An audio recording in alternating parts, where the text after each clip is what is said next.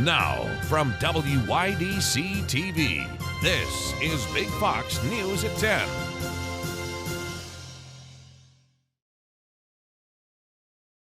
Hello, everyone. I'm Jamie Holmes. Thanks so much for joining us for Big Fox News. Hurricane Ian pummeled Florida's Gulf Coast today. It made landfall as a powerful Category 4 storm. Madeline Rivera begins our coverage tonight. Hurricane Ian barreling down on southwest Florida Wednesday afternoon. At times, damaging winds topping 150 miles per hour knocked out power for hundreds of thousands of people. On Sanibel Island, gusts pushed a devastating storm surge as Ian moved ashore. The safest thing to do is to find an interior portion of your home without windows, hunker down in that area, away from what could be windborne debris. Ian will slowly track across the Florida peninsula, dumping more than a foot of rain over parts of Tampa, Jacksonville, and Orlando. Forecasters say by the time this hurricane leaves, parts of the coast could see storm surge reach 18 feet.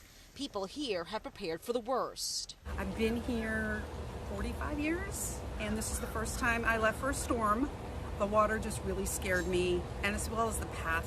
The rest of the day we're in. We're not going to be out again until probably Friday. Some emergency response teams paused service as the weather intensified. Florida officials say crews will deploy as soon as conditions allow. We do have some people who've chosen to hunker down in some very vulnerable areas, and so that is going to be something that I know that they're keeping a very close eye on.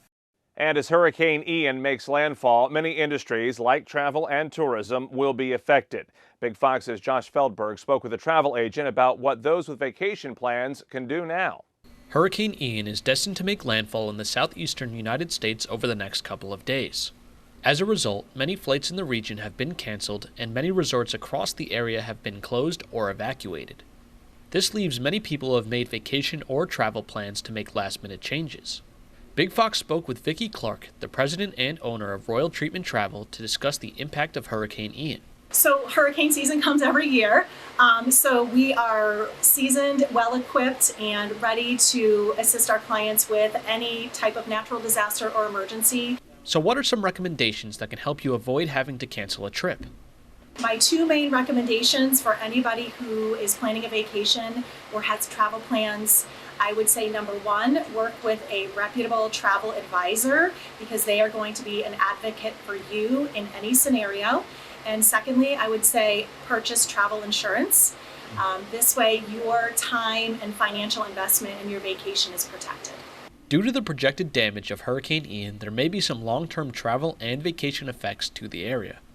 So possibly, we will have to wait and see what the potential damage looks like, but I can tell you that our travel tour operators and our partners, the cruise ports, the airports, the resorts, the major theme parks in Central Florida will all work very hard and diligently to repair any damages that are done and reopen and get back to operations as normal as quickly as they possibly can so that clients and guests can have the vacation experience that they anticipate.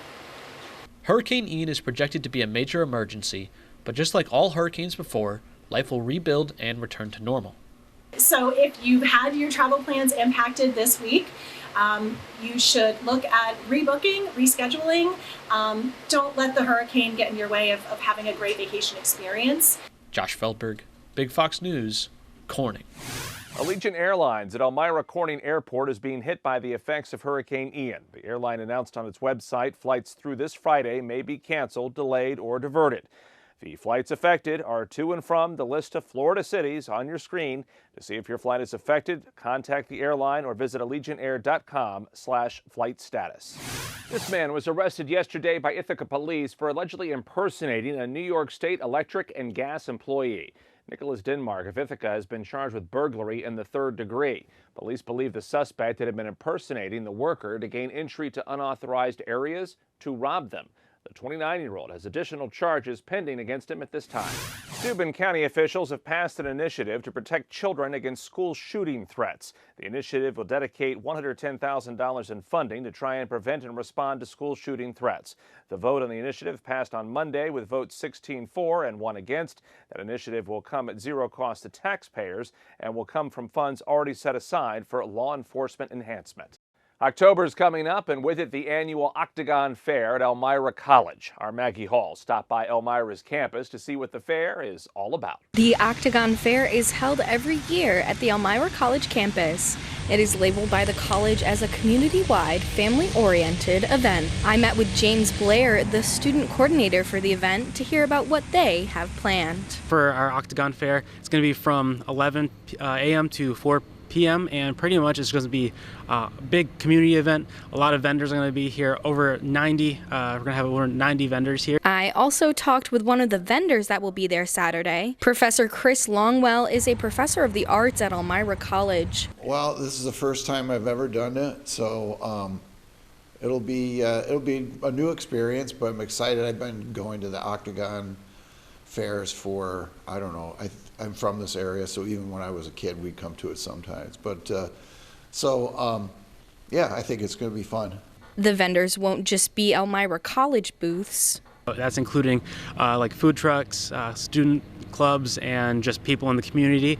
And like I said, it's going to be a lot of fun. There's going to be like a stage over there. We're going to have a couple like performances. Professor Longwell shared why community events like this are so important to the campus. Well, I think that, having those inroads with the community at all different levels, with students, with these kind of events that are just more fun, kind of brings everybody together in the community. And, post-COVID, it feels really good to be hosting things back on campus and opening up. The Octagon Fair is this Saturday, October 1st, at the Elmira College campus. Maggie Hall, Big Fox News, Elmira. A local university will get to play at a New Year's Day parade overseas. Mansfield University's marching band and concert wind ensemble will march in the London New Year's Day parade in 2024. This will not be the first time Mansfield has played London. The band was invited to perform in London for the 2012 Olympics. The 2024 event will be available to watch in the U.S. on PBS. Pro-abortion protesters picketed outside of New York City's famed St. Patricks Cathedral on Tuesday. Demonstrators carried signs, some dressed in religious garb, to show their disdain for the Catholic Church's pro-life stance.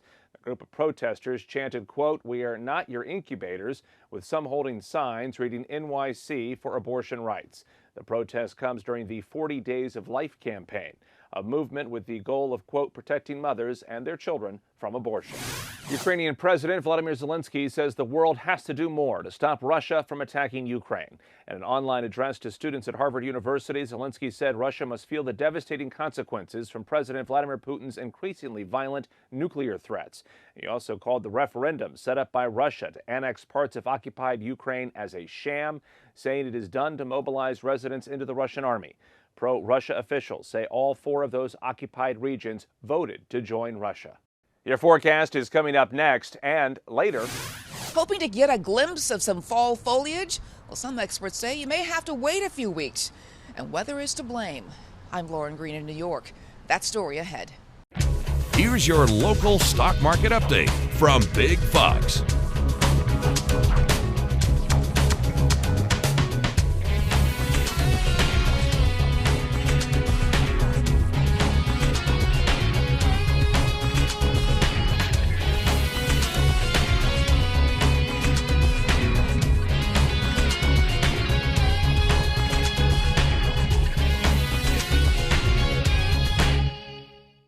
Now, your Twin Tiers forecast from Big Fox.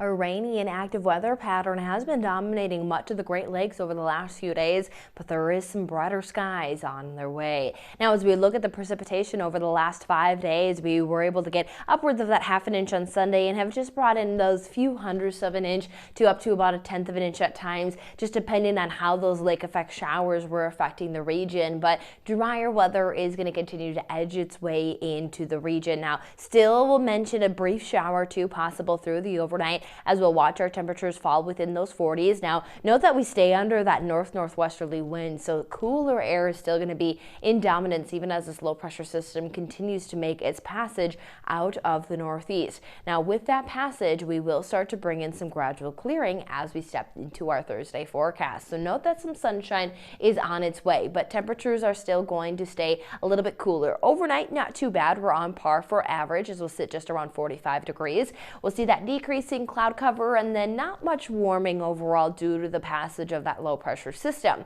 Now we'll see that clear skies work their way in by at least Thursday evening, and with calm and cool conditions overnight, that is going to allow for temperatures to drop near that freezing mark, which means that frost development is possible, especially as we get close to that 36-degree threshold. So we'll have to keep an eye on protecting our plants there for Friday morning before there should be some weekend warming and the potential of a few showers stepping into that Sunday forecast. So as we roll into what's expected for our Thursday, as we saw, temperatures should be pretty seasonal to start off the morning into those mid-40s, and then we'll see that mostly cloudy skies and any shower development does continue to gradually diminish as we'll see some sunshine there into the evening, but only top off into those 50s. So with really the lack of sunshine that we really need with this weather influence, that's going to hold those temperatures about 10 degrees below average. We even see that those mid to low 50s are holding on through the Finger Lakes. So definitely cooler point of the week is going to be Thursday, but there is some of that returning sunshine as seen there through Westfield and across portions of Pennsylvania,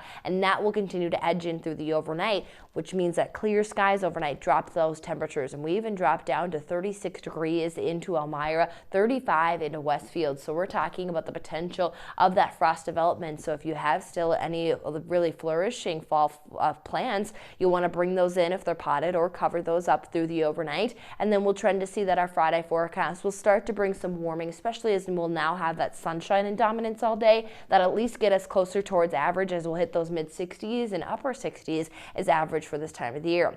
Through the weekend, we'll stay under some mostly sunny skies with temperatures into those mid 60s. By Sunday, there could be some moisture working its way up the East Coast, which will keep us under for a few stray showers into early next week as the temperatures look to stay steady into those low to mid 60s. Nutrition labels could be getting a makeover. Inflation has Americans looking for extra work, and Apple switches gears on production of the latest iPhone. CJ Papa has today's business briefs. The Biden administration wants to help shoppers make healthier choices. The plan from the White House would call for mandatory nutrition labels as well as counseling for overweight people. All foods and drinks in stores or supermarkets will have to carry warnings about salt, fat, and sugar content. The White House wants color-coded labels on the front of packages. The FDA is set to research the proposal. A new report says nearly 70% of Americans are looking for extra work to combat inflation. That's what more than 1,000 workers, including full-time, part-time, and unemployed, indicated in a new survey. This after the year-over-year inflation rate checked in at 8.3% in August. Finally, Apple reportedly calling off plans to increase production of its latest iPhone model, the 14 series. This after an expected demand surge failed to happen. Apple has reportedly told suppliers to rein in planned efforts to increase production of 6 million units in the second half of the year. The new projection, about 90 million handsets. Demand for iPhone 14 Pro models, however, are stronger than the cheaper versions. That's business. I'm CJ Papa. Thousands of meat products are being recalled over listeria concerns. The U.S. Department of Agriculture's Food and Safety Inspection Service is warning consumers about ready-to-eat products from Burman Meat and Processings. More than 80,000 pounds of the affected meat products were sold in stores in Kentucky, Missouri, and Illinois. The products were produced sometime between July 7th through September 9th or this year. According to the Food and Safety Inspection Service, there haven't been any reports of illnesses or reactions related to the recalled products. U.S. consumers continue to feel optimistic about the economy and the future. Consumer confidence increased for a second month in September. The Conference Board, a research group of more than 1,000 corporations and organizations, says its index rose to 108 from a 103.6 reading in August. That is the highest level since April. Lower gas prices and labor availability help the confidence factors. Americans on Medicare will catch a break next year in a key part of their payments. Medicare recipients are expected to pay about 3% less in monthly premiums for their Medicare Part B coverage next year. The plan covers routine doctor visits and other outpatient care. The cost of Medicare's Part B coverage will be about $164.90 a month for most people. Last year, Part B spiked up to $21.60 a month to cover an Alzheimer's medication. A new survey finds rising food costs are causing some older Americans to worry about their next meal. The University of Michigan National Poll surveyed more than 2,100 people between the ages of 50 and 80 about high rising grocery costs and how it affects them. The survey found that 41% of participants say grocery prices impact them a lot. Some seniors are forced to choose between eating unhealthy to save money or going without food. About 12% reported running out of food often without having money to buy more. The U.S. Department of Agriculture says food prices have increased by 13% since last July. An audit discovers that the Internal Revenue Service made some child tax credit payment errors. The audit was released Tuesday by the Treasury Inspector General for Tax Administration. It found that the IRS sent more than $1 billion in child tax credits to millions of taxpayers who shouldn't have received them last year. The audit also found that the agency failed to send more than $3 billion in monthly child tax credits to households that did qualify.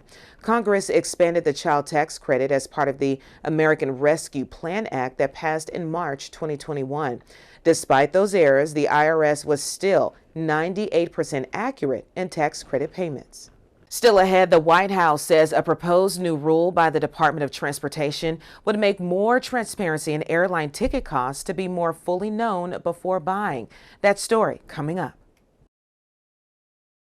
Ready for the changing autumn leaves? Well, scientists say the weather and climate change play a vital role in the colors you'll see this season and years from now. Lauren Green has more.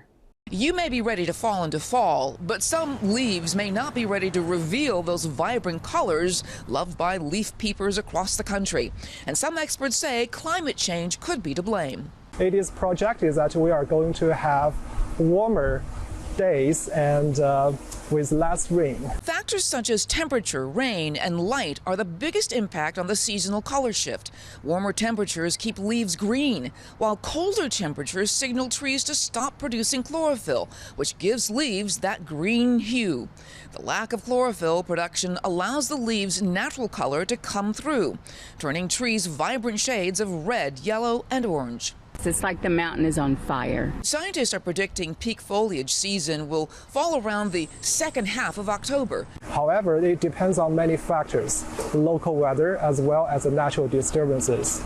Experts believe climate change, including changes in weather patterns and fluctuating temperatures, is expected to have a major impact on fall foliage in the future. The forest in North America is undergoing a massive migration in terms of the species composition, which means that the species that we are going to see around here now is probably going to change in 20, 40 to 60 years. Scientists say warmer, drier summers like we have this year could mean dull fall foliage.